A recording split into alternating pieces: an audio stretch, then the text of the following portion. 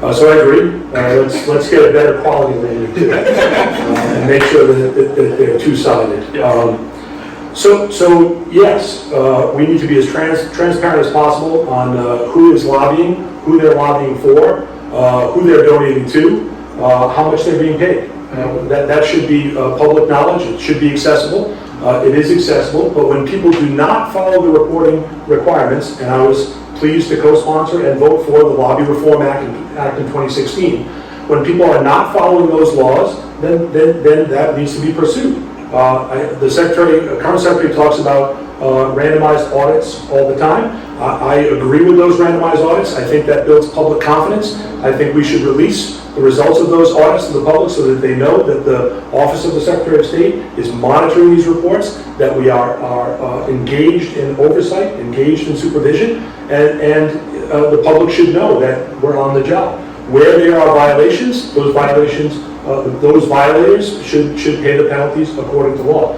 But let me add this, because this is a chance to talk about campaign finance in response.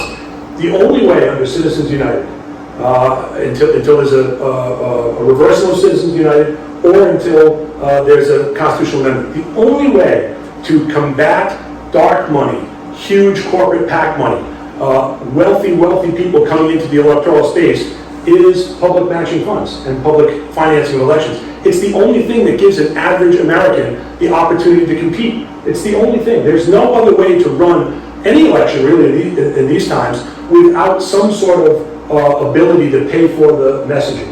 And I think in the public financing space, we can do much better. New York City has a great model. It applies to primaries, it applies to generals, it applies to their assembly seats. It's a 6-to-1 match. It limits how much can be raised, but it gives those folks who are just average Americans a fighting chance. Someone like me who's a teacher, a current job, I came from my job today, it gives us an opportunity to try to compete at a statewide level that we would not be able to. When you see millionaires and billionaires coming into these spaces with the ability to buy points in elections. You have huge corporate PACs who are advertising with the ability. The only way to have a fighting chance is through public matching funds that supports our democracy.